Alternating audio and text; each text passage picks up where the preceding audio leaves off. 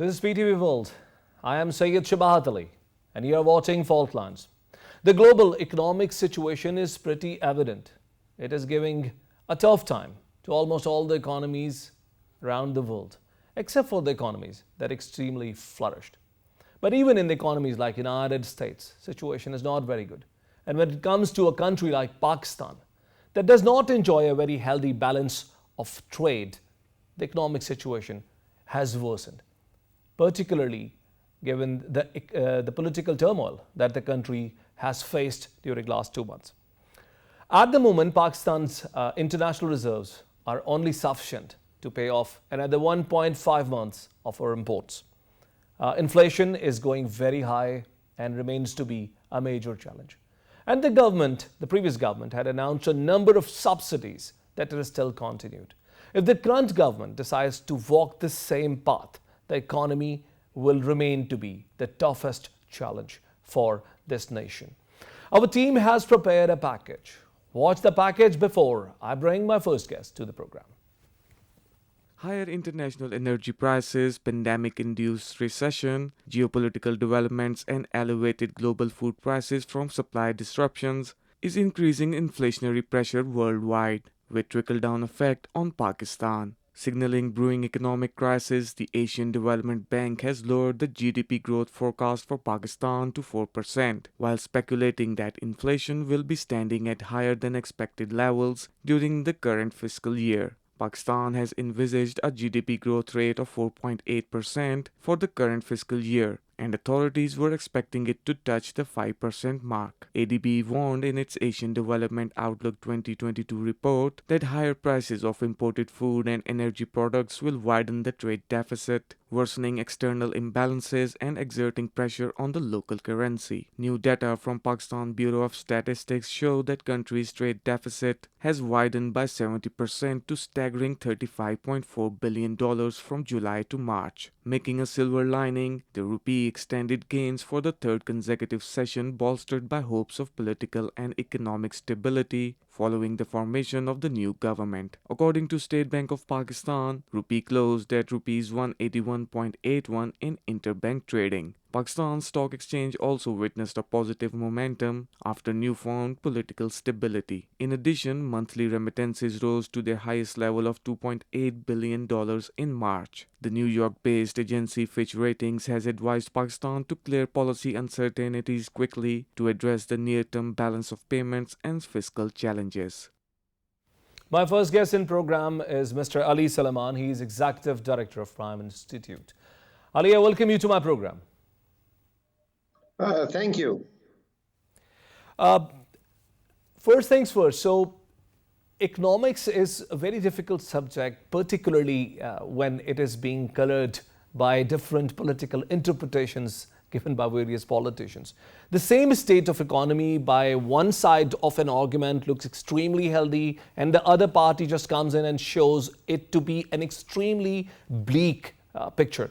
So help us to understand what are the right parameters to judge the health of an economy. Right. Thank you so much. I think you have raised a very important point, and that is the job of independent economists and think tanks like us that we help to raise awareness about the important factors for making an assessment on where the economy of Pakistan is going. And we have been making this effort through our reports and media statements over the last few months. And if you refer to even our last statement before the political crisis set in, we had already indicated that the previous government, was heading in wrong direction by offering a lot of relief measures, by freezing petrol prices, for instance. The government was heading in wrong direction, and kind of subsidies are becoming unsustainable. So, and it seems that under political pressure, the new government is still following the same path. So when you talk about the economic progress, obviously the ultimate factor of judging how economy is doing is the increase in the real income and falling of poverty line, as well as increase of productivity, increase of efficiency in the economy. And on these lines, Pakistan has made very little improvement in last few years. And there were some corrections in certain policy measures. For instance, exchange rate liberalization, which was a step in the right direction by the previous government. But then it was not sustained, or maybe it was countered by sort of the lack of fiscal prudence, lack of fiscal responsibility. And I think that these are the major sort of safeguards. Even if we talk about current account balance, there was a time in the last 2 years that we achieved, even for a short time, current account surplus, but then it was given away by, I think, the rising wave of populist politics, unfortunately. And that kind of fiscal expansion is now fueling and increasing the crisis and leading to worsening of the balance of payment crisis once again. Ali, if I can cut you here. So you just listed out few very critical and important factors that you believe are the right toolkits to perhaps measure an economy's health, but you did not mention GDP growth rate. Now, the previous government has been quite insistent on the fact that they achieved a GDP growth of more than 5% after maybe 10 years or 14 years. So don't you think that this was a real big jump in Pakistan's economic progress?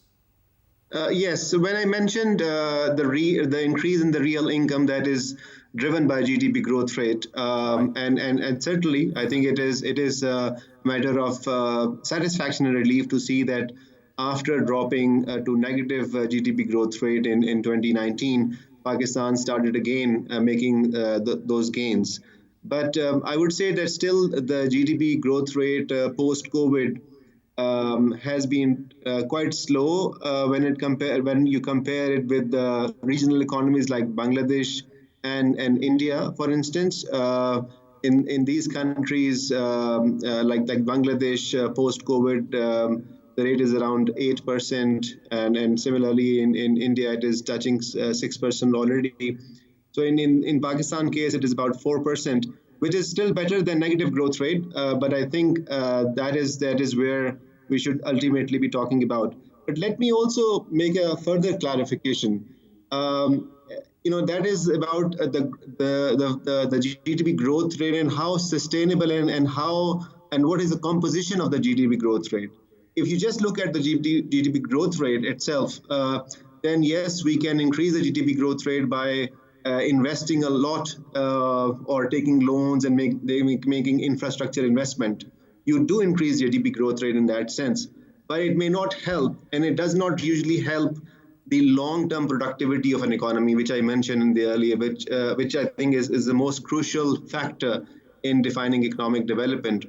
And ultimately, it boils down to more efficiency, to and how, for instance, competitive our economy is. Are we able to manufacture goods more in cost-effective manner? Are we able to produce more? For instance, our agricultural commodities. So these are ultimately the factors which really should drive the economic progress. And GDP growth rate should not be just looked at in isolation, but we should ask what is driving the GDP growth rate.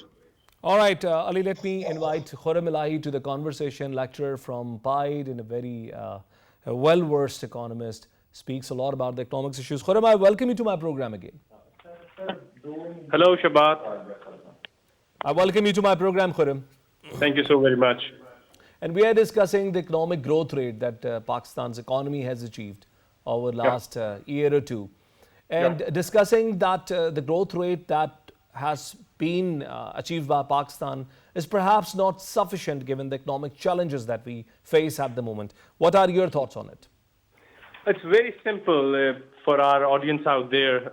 If we consider Pakistan as a home, so we have more expenditure and less of income. So when we talk about huge numbers, which my earlier colleague from Prime Institute was quoting, So it's not about the numbers. This situation is very simple. That we are cutting down. We're cutting down our income, and we have so many expenditures to meet right now.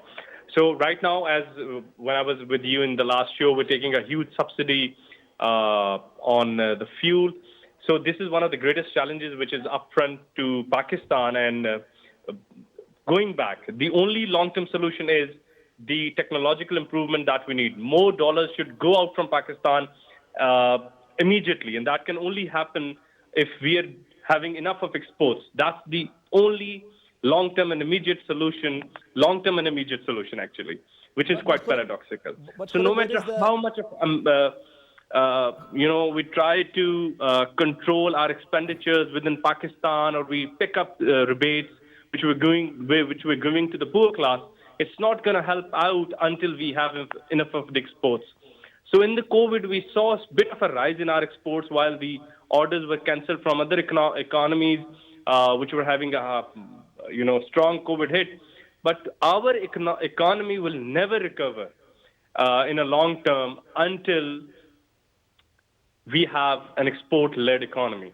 And for that, we need an immediate change of technology in our agriculture, an immediate change of technology in our textile, in our sports sector. And this grip is getting harder and harder. The nations which are 10 times smaller in size than us are exporting more wheat than us. Nations which never grew cotton are exporting clothes today. So until we're not going to bring a technological change to Pakistan, it's not going to fix. Earlier colleague Salman, I guess he quoted very right thing. It's not something isolated which we can fix in a day or two. Now, Pakistan doesn't need a lot of economic thinking. We need a lot of technological thinking right now, so our exports can increase and we can actually put our balance to payment in a more favorable position. Khurram, don't you think that inflation has remained to be one of the major challenges and has also devaluated money beyond our expectations, and this also is increasing to the overall liability that we have towards our external debts? 100%. Look, our debt payment is 20 billion, which we're expected to pay in 2022 and 2023. And our debt payment to export ratio is very bad. And I'll again come back to our export. So debts are not a greater issue if we have enough of the exports which we are handling. So our in 2022 and 23, we'll be paying back $20 billion. How are we going to pay that? That means as a home, taking Pakistan as a home, we should be earning something. So our taxes are going back to the salaries of the government employees and running the institutes and the railway and etc. So to pay back those debts, we need income, and that income comes only from some services we sell outside or we do the trade. So as our trade is falling, the debt, which is let's say X amount, is piling up because our exports are contracting. And coming back to your question of inflation, we're resuming our suspended IMF program in March, and more strict terms will come, and that will increase inflation.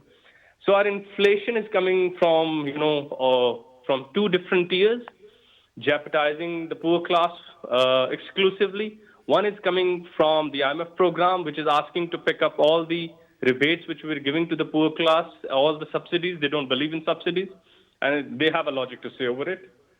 And second is the devaluation of Pakistani rupee, which is getting quite stable. So again, going back to your question, our inflation is also coming because we're relying more on a IMF program to pay our foreign debts, and because we're relying more on our foreign IMF program, thus the IMF program is not happy with the subsidies which we're giving to the poor class to absorb the shock of inflation. So the moment we reduce those subsidies, a more stronger jerk of inflation is felt by the lower middle class, and the poor community of Pakistan. Khurram, point is taken. Ali, coming back to you, so our external debts have increased phenomenally during last 3.5 years. And it's just apparently looking like going out of proportions. As pointed out by Khurram, that the money that we are paying back in debt servicing is now also becoming a major challenge. And this apparently looks like having some resemblance with what Sri Lanka just faced very recently. Why do you think our external debts have ballooned so massively? Well, I think one cause of concern is that the external debts which we have contracted in last 3 or 4 years have been almost contracted to repay the earlier loans for debt servicing. And the if you go back maybe 4 years ago, I think the philosophy of then BMLN government was that okay, we are contracting debts, we're contracting external debts, and we are developing infrastructure, which was like two components: the electricity production, the IPPs, the Chinese power plants, and also the road network. And the assumption was that ultimately we will have significant current account deficit, which was there in 2018, about $20 billion. But then ultimately we will be able to export. We will be able to release the capacity shortages, capacity bottlenecks in our industry by pumping in the electricity, the fulfilling that problem. But that obviously did not happen, despite of having large scale infrastructure development and actually surplus electricity in the system. At least theoretically, we could not use that advantage and produce more and earn more export revenue. And whatever export revenue increase that we witnessed in last 3 and 4 years was actually on the account of the value driven by the devaluation, not so much on account of the additional quantities. We were not simply producing enough, and we were definitely not producing more cost effectively. That is the technology issue which Khurram was rightly pointing out. We also relied heavily, and we still do, on remittance income, and I think that is sort of has been used as a tool for macroeconomic adjustment by Pakistan government. But clearly, when we are not able to meet our both the fiscal needs of the state and also the rising bill of the debt servicing, then we will contract more external debt servicing. And lastly, I would also like to mention that we have been particularly slow in attracting FDI. In last 3 years, there has been very low level of FDI which have come to Pakistan, and instead we have actually used the portfolio investment, Roshan digital accounts and other. I mean, Roshan digital account have been used, and it has been helpful for our foreign exchange reserve. But as we know that this is again short term in nature. This is and creating a sort of incentive for our overseas Pakistanis by offering higher rates on their dollar savings. It is not a long-term solution. So our external debt has been rising while we have not been able to create sources of non-debt creating sources of earning dollars, which Point is taken. Point taken, Ali. exports Point and taken. We as have well to as move a bit investments. faster. Coming back to you, Khurram, we also have hovering liability of circular debt that is now reaching 3 trillion rupees. That's a lot of money. That's far more than Pakistan can afford to pay. How big of a challenge is this circular debt? Because we owe this money to private power production, and this is the power that is running the show in the country. I mean, be it industry, be it media, be it governance, everything is primarily reliant on energy. Did you ask me? Yeah, I am asking you, Khurram. Okay. So again, coming back, we cannot hold back the growth of our industrial. We have to compromise the growth of our industrial sector if we're not paying off these debts properly. So PIDE has done a wonderful work on understanding the circular debt, like how does it piling up time and time again. And again, as said by the earlier colleague, it's not a very simple solution. So the ball goes back to the court of technology. We're using such outdated technology to create power, that no matter how much money or the oil or the we pour in, it's not giving us the effective solution. Then we lose so much of the electricity which we're producing in the line losses. So it's more of becoming a techno-economical issue which we're trying to fix time and time again. If I go back, Shabahat, when we see India taking up once, I guess, the IMF program, they fixed themselves with that program. And what we're trying to do is that by going time and time again to the IMF, we're trying to do payments through them. So it's like I'm already indebted to someone and I'm borrowing more money to pay those debts. And I'm not fixing my routine. I'm not fixing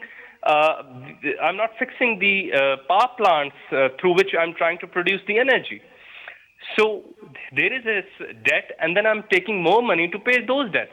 And why not I go back to any of the banks and I ask them to change the canvas through which we create the energy in Pakistan. And until we're not doing it, we'll be paying much more money just for paying off the debts of buying more expensive fuel. And since after COP26, we'll be creating more carbon footprint to produce energy, which hardly reaches our home or the industry. Half is lost in the lines and will be reaching nowhere. So again, we need a very synergetic, complex solution, while WAPDA people or other power production companies sitting up with economists and then finding a more optimum solution where we're producing energy much more efficiently in quite much less of the money by leaving less of the carbon footprints, and then somewhere around in 10 to 15 years we can get rid of this. So there is no straightforward economic solution of putting up any formula and reaching out the solution.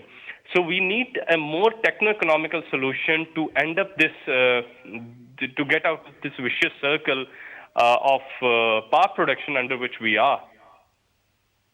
All right, Khurram. And Ali, can you help me to understand the makeup of or the composition of Pakistan's foreign reserves? Because these reserves are also an area of concern for the government at the moment. We are depleting our reserves, and as I said in my introduction, we hardly have money to keep up, to keep paying for the imports that we are already importing from all over the world. Right. So according to the statistics which are available, we have in total we have about 17 to 18 billion dollars of reserve, and out of which State Bank of Pakistan has around 11 billion, and rest is kept by private banks.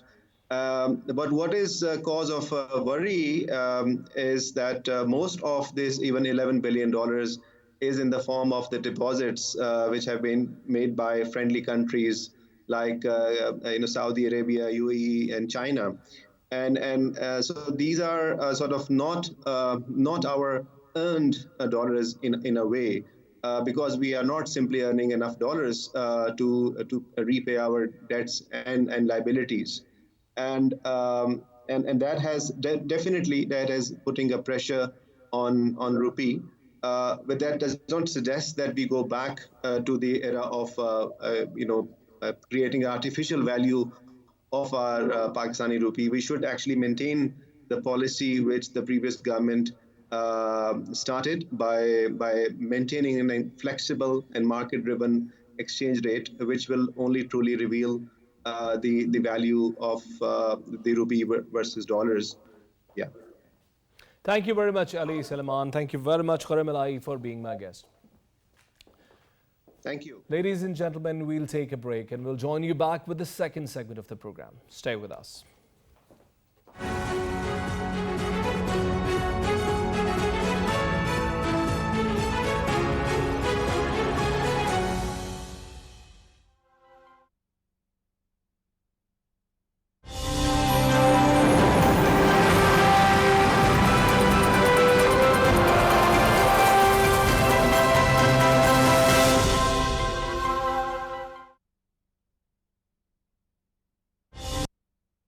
بسم الله الرحمن الرحيم والسماء والطارق وما أدراك ما الطارق النجم الثاقب إن كل نفس لما عليها حافظ فلينظر الإنسان مما خلق خلق من ماء دافق يخرج من بين الصلب والترائب إنه على رجعه لقادر يوم تبلى السرائر فما له من قوة ولا ناصر والسماء ذات الرجع والأرض ذات الصدع إنه لقول فصل وما هو بالهزل إنهم يكيدون كيدا وأكيد كيدا فمهل الكافرين أمهلهم رويدا.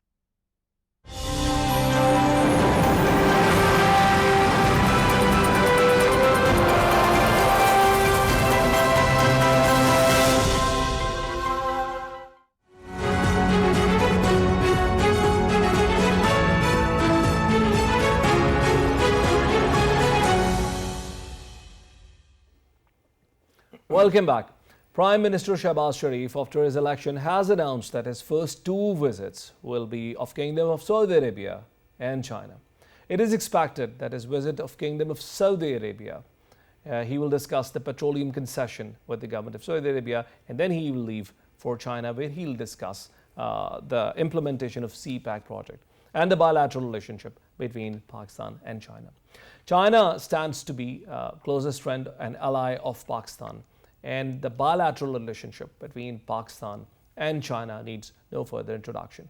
But what can be agenda of this upcoming meeting? What does Pakistan expect at the moment from China? And what is China's situation in the international great game that is happening in this part of the world? We have invited an expert in our studio. His name is Brigadier Abdurrahman Tarar. He's going to be speaking about this issue with us. So I welcome you to my program. Thank you very much. And we are discussing the upcoming visit of the Prime Minister. So the government of China has not only welcomed his election, but has also extended gratitude by saying that they look forward for utmost support and cooperation from the newly elected Prime Minister. Tell us why China would sit so high on the foreign policy agenda of Pakistan today. Well, Shabahat, if we see that the pattern of Chinese relationship with Pakistan has been like always with the country and any government, irrespective of any political party. And at the same time, I think we must appreciate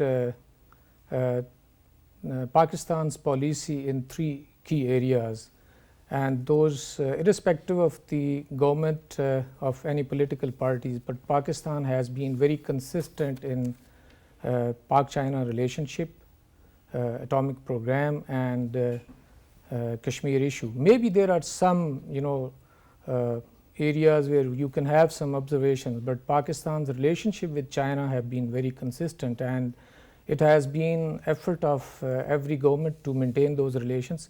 Similarly, the Chinese have always kept their relationship at a very positive note, and they have not restricted their relationship to political parties or any specific person, but it has been always a relationship with Pakistan and people of Pakistan.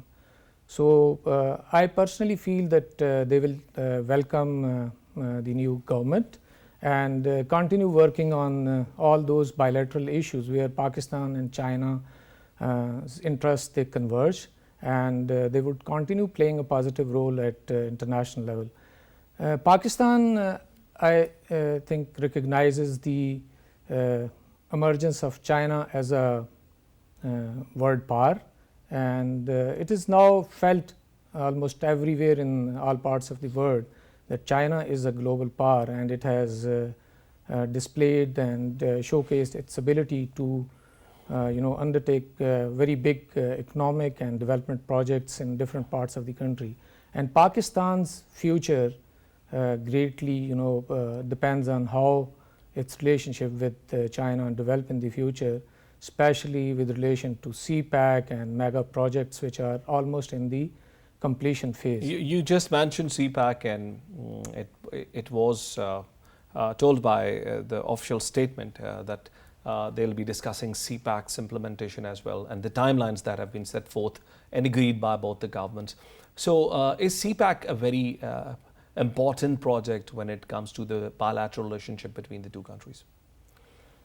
CPEC has seen probably the height of relationship between these two countries, and massive investment and the size of projects which came in the shape of CPEC have been phenomenal.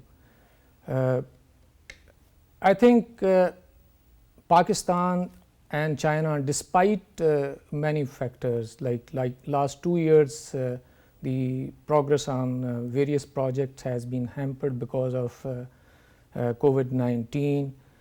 And before COVID-19, Chinese and Pakistanis,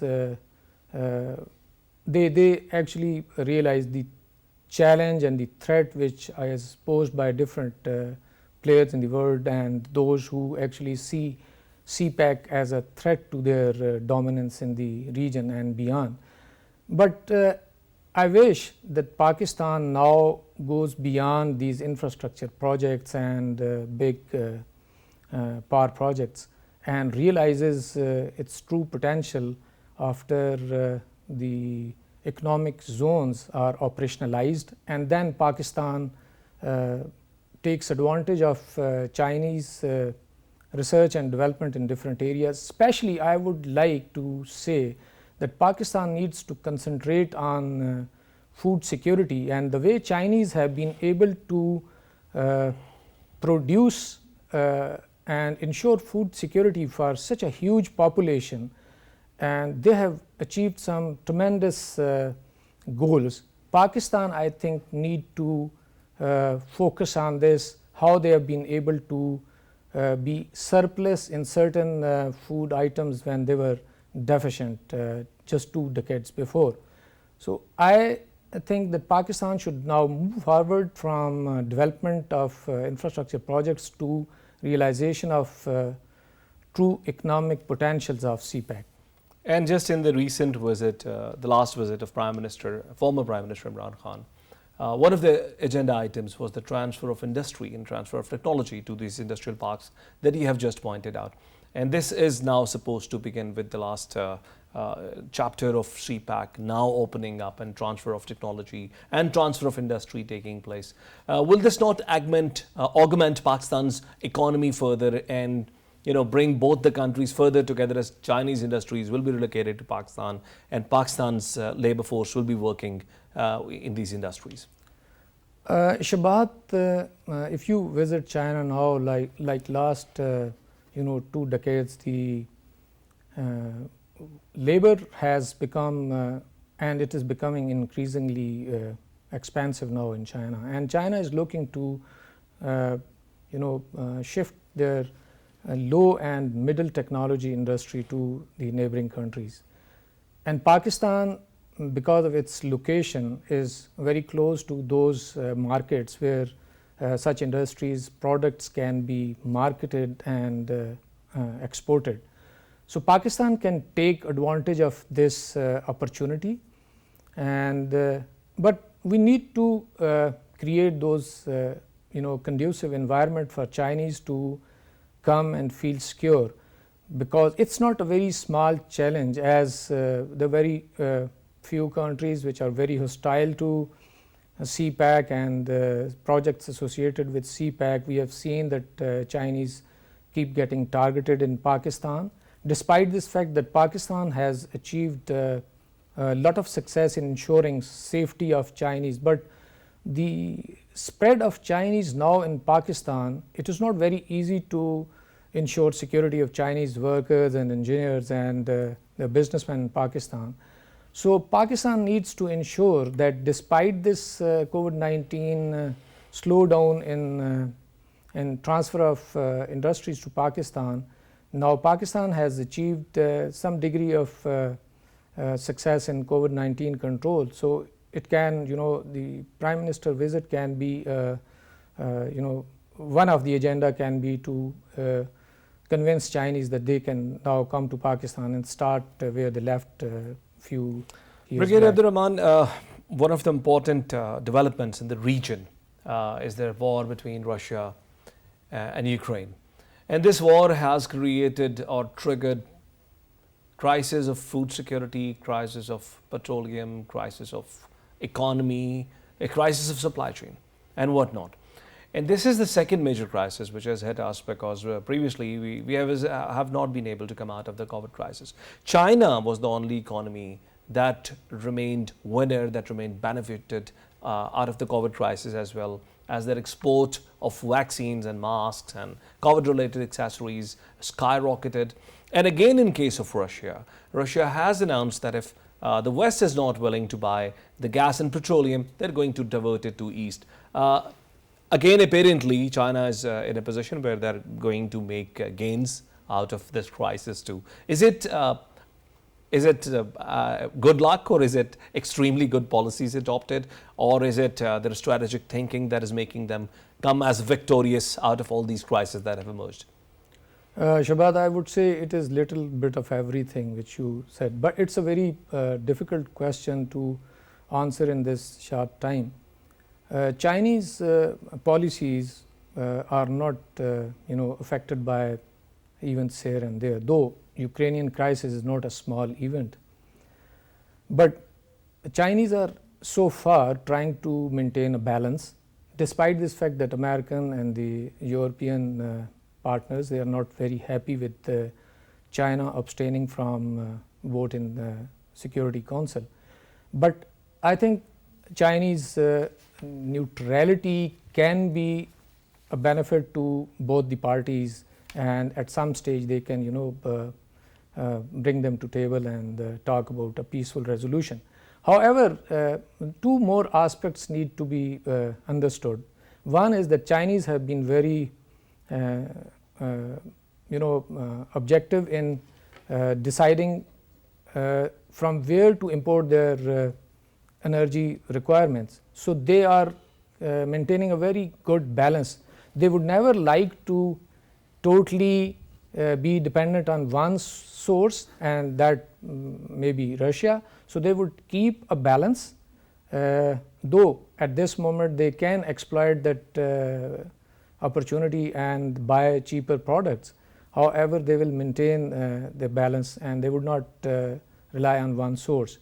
Now, coming to the Ukrainian crisis, another aspect is that just before Ukrainian crisis, Putin and Xi Jinping met together and they announced that the China and Russia relationship has no limits and there are no areas which are restricted.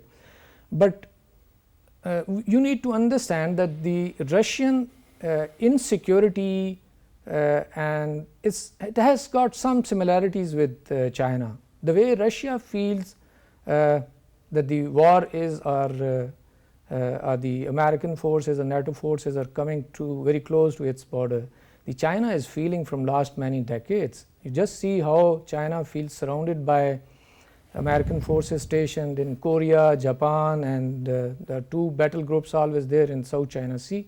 So Chinese understand the feeling of insecurity of Russians, and if they do not resolve, they do not help Russia and the West resolve this issue, they feel that maybe tomorrow they are the one, those who are going to face another round of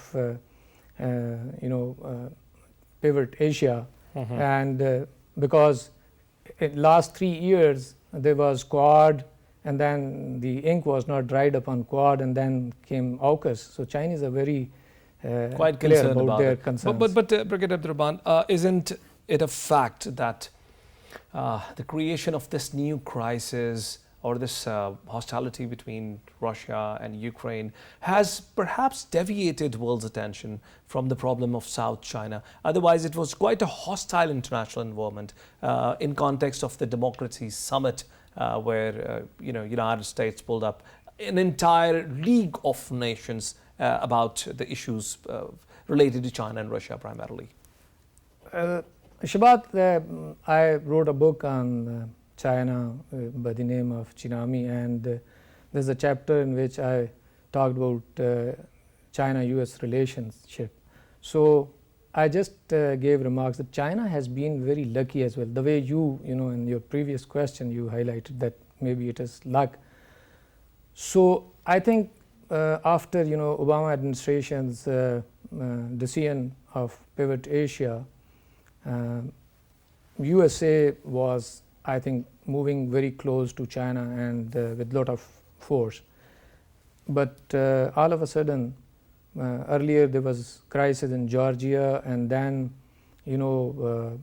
Russian annexation of Crimea and taking over of Sevastopol, Black Sea port, and now the Ukrainian crisis.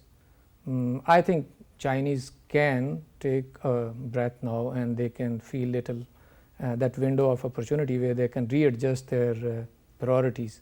So I think there's an element of luck, and there's an element of their very long-term thinking and planning, which does not get affected by these events. So they will keep, I think, their strategic direction in the in a way that their long-term objectives are met, and they would keep the focus on South China Sea. And last question, Brigadier Abdul Rahman, is that Pakistan has to, do you agree with me if I say, strike a balance between the West and the East? With the growing hostility between United States and China, a country like Pakistan that remains primarily reliant on the Western market, even to this date, for exports, and is growing a lot of diplomatic and economic relationship with China as well. Do you think these are very hard times and high times to strike a balance between East and the West? Striking a balance is always very difficult, but traditionally Pakistan and Pakistani businessmen, Pakistani officials, they feel comfortable while dealing with the West. But we have been traditionally partnered with them in various security arrangements and various economic pacts. But if you see the history, everything with the West and USA comes with a condition. So every country is forced to look for alternatives, and I would like to say that it is USA and the West which generally pushes countries towards other alternatives. Because if you are dealing with Pakistan is dealing with China, there is no condition attached. They would not because one thing I would like to say, why Russia and China feel insecure when the American forces are close to their border, because they just do not come close to the borders and do not pose a security threat, but tomorrow they'll come and say that your way of governing your country, your regard of human rights, your way of doing business is not good. You just follow us. So I think Pakistan, there is no special wisdom required to say that Pakistan needs to strike a balance, but this balance will be very difficult because USA and West is now has declared India as their strategic ally. So how can Pakistan benefit from their policies? So Pakistan has to look for an alternative, but at the same time Pakistan should keep trying to strike a balance, and I think it will not be very easy. Thank you very much, Brigadier Retired Abdul Rahman Tarar, for being a guest in my program. Ladies and gentlemen, as pointed out by my last guest in this show, Pakistan wants to strike a balance between China and United States. The problem is that it is becoming increasingly difficult for countries like Pakistan to strike a balance. With United States increasing strategic interest and partnership with India, things are becoming far more difficult for Pakistan. We'll join you next week with another program. And until then, Allah Hafiz.